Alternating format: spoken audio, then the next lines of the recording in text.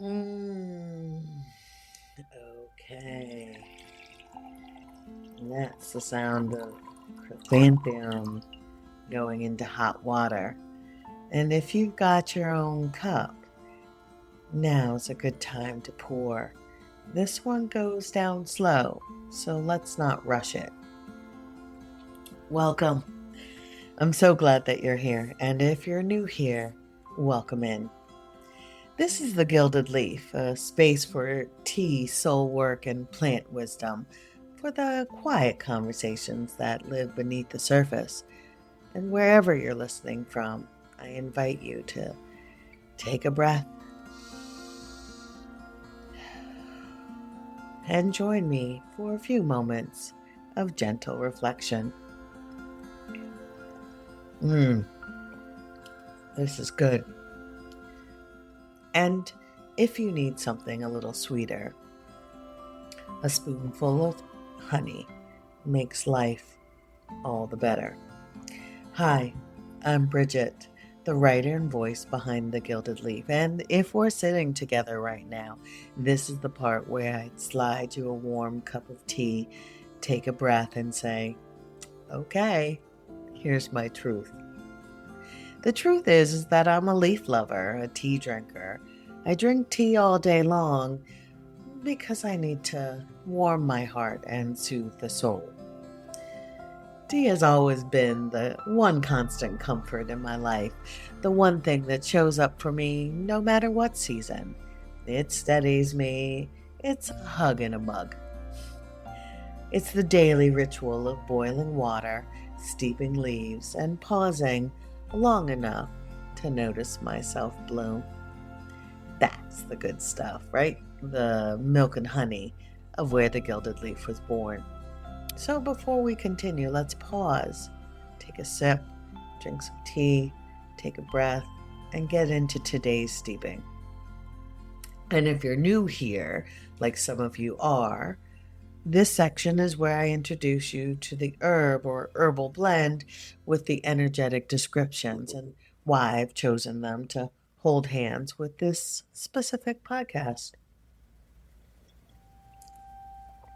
So today's steeping is Chrysanthemum, and this one's a tea table confessional, the corner of the Gilded Leaf where I sit down, steep something good, and tell you the truth about whatever's been sitting on my chest that week. No polish, no pretending that I've got it all figured out, just tea and honesty and whatever the leaves have to teach me. A quick note before we get into it. I actually owe you a lavender episode because lavender was this week's weekly steep. That was supposed to be today's podcast, but because of the holiday, we've gotten a week behind. Okay, so here's what I have to confess at this tea table today. I write 3 podcasts a week. I write at work. I write when I get up in the morning. I think, and then I write, think about stuff in the shower. Actually, in the shower, water running, composing sentences in my head like some kind of lunatic. I write when I'm eating breakfast in my head, fork in one hand, notes in the other. It's a lot, y'all.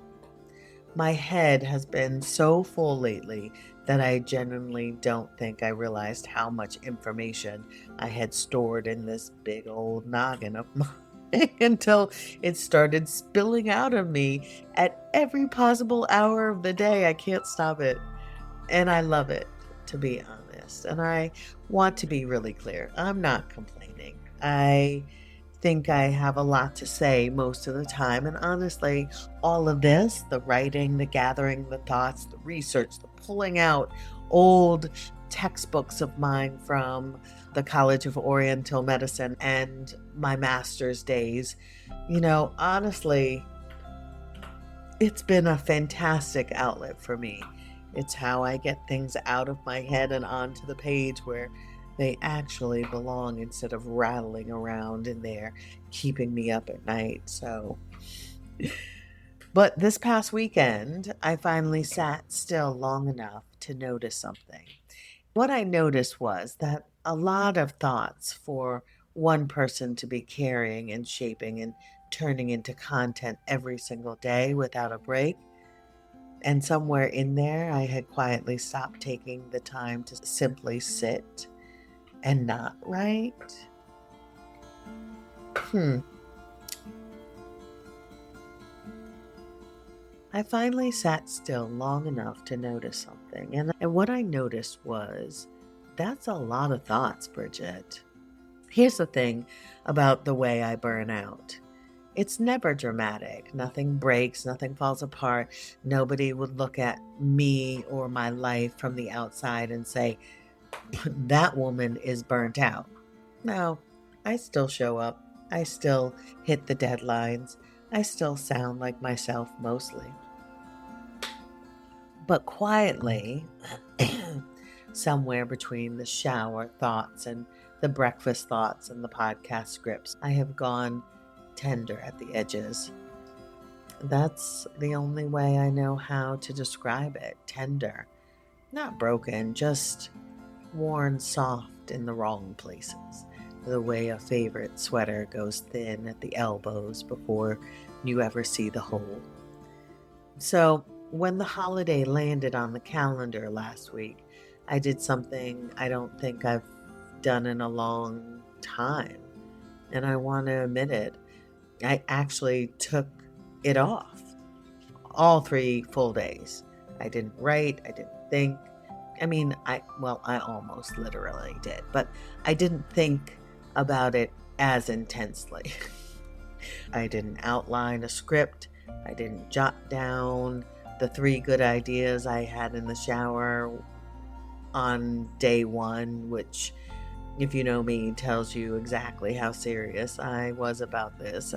I let those thoughts pass by unrecorded, which for a person like me is basically an act of rebellion, at least for this stage of my life. And here's what I want you to know, because I think it matters.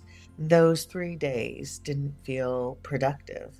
They didn't feel like I was optimizing my rest or recharging for maximum output or any of that language we've all absorbed from a culture that can't let even stillness be for its own sake.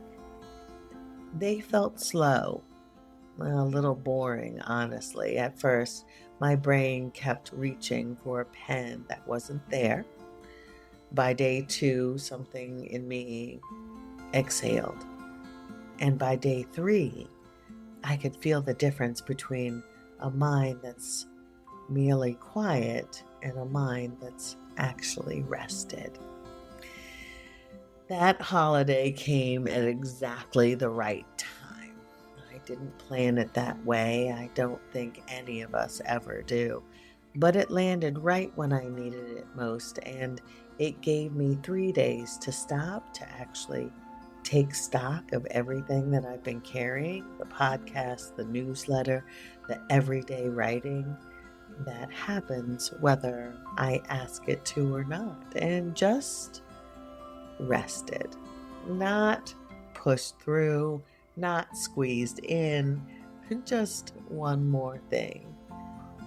No, I just rested. I was drinking chrysanthemum that whole week because I was writing about it. The way I drink most of my teas, to kind of feel the feelings and to get the sense of what I want to write. And then on Sunday, what I really want to write about is the herb that I've been drinking all week. And it's always slow and often because steeping tea is half of how I think, or in this case, half of how I finally stop thinking. Steep and pee, write and think, steep and pee, write and think. That's usually my process. Don't judge. Let's keep going. But that weekend, it was just steep and breathe. And somewhere in that rhythm, Chrysanthemum did what she does best. In traditional Chinese medicine, chrysanthemum is cool, where I had been running hot. It's sweet and slightly bitter. She moves into the lungs and liver meridians, and she does one job with total devotion. She clears heat. And when I say she clears heat, for example, it is hot, so our body temperatures have risen. I was starting to get a sore throat or red eyes from staying up late. That's kind of heat in the body, and that's how it kind of manifests out. So, chrysanthemum clears heat. And I want to sit with that phrase for a second because I think it's the whole episode, really.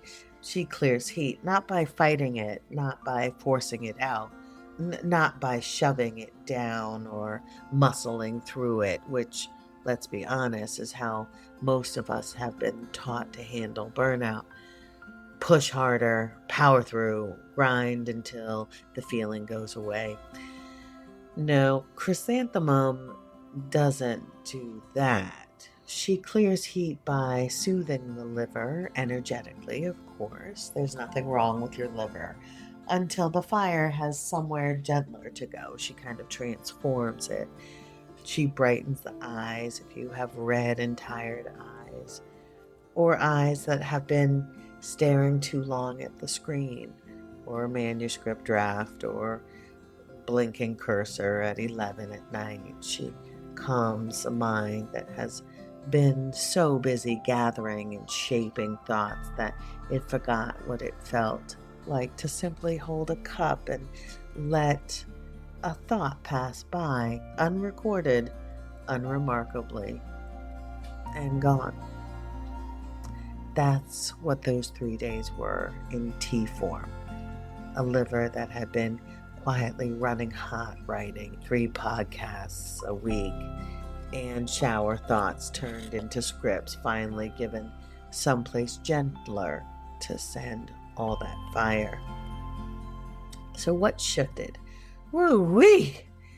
This herb is a godsend, truly, and I want to be honest with you about what it did and didn't do, because I don't want to oversell a cup of tea like it's magic. It's not.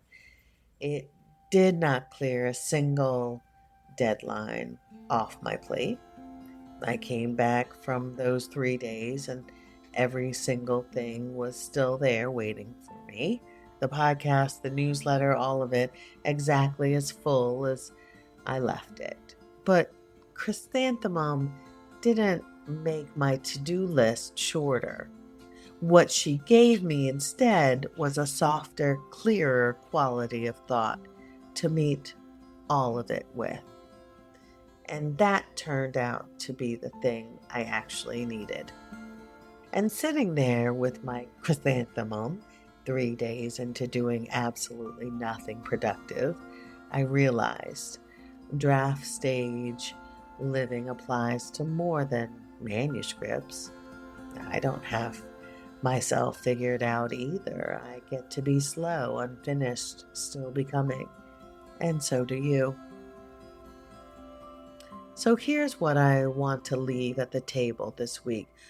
Whatever you're steeping, where are you gathering so much thoughts, ideas, plans, things you have a lot to say about that you've forgotten to simply sit with a cup and let your mind be quiet for a moment?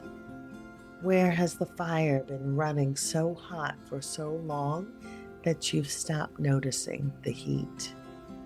And maybe more importantly, what would it look like to keep every single one of those deadlines? Because most of us can't just make them disappear, you know that, and still let your thinking go soft at the edges.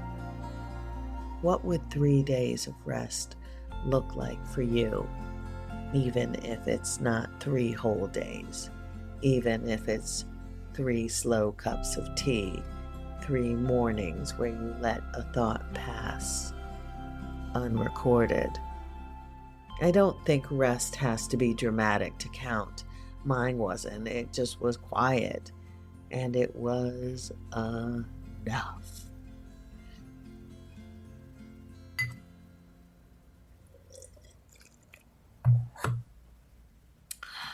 If you try this one, steep your chrysanthemum a little longer than you think you need to.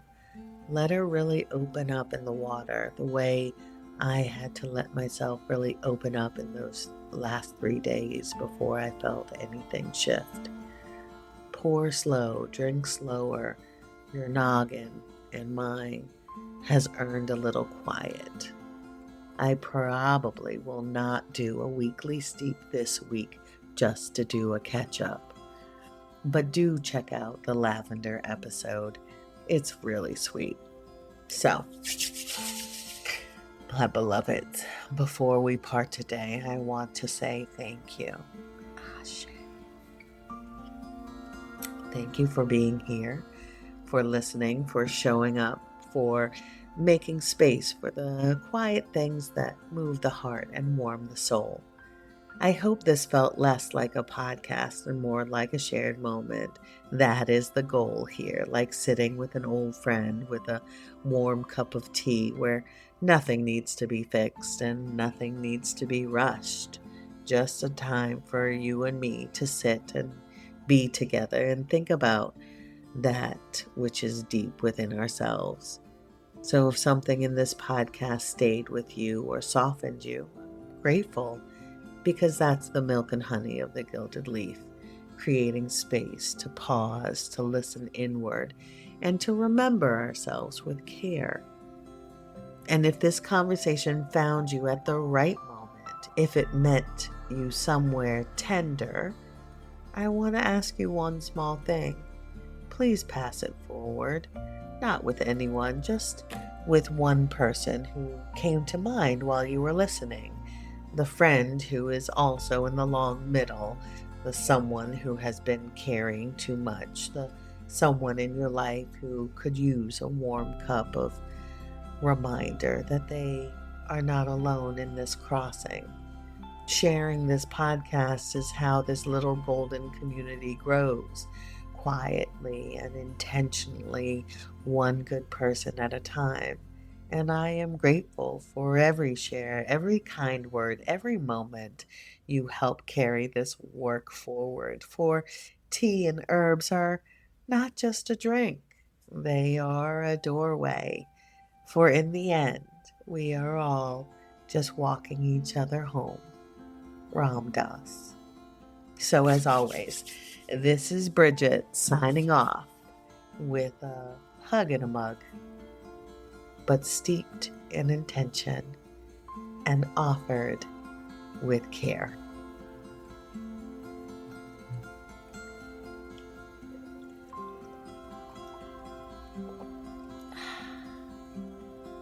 Cheers to you. See you next week at the table.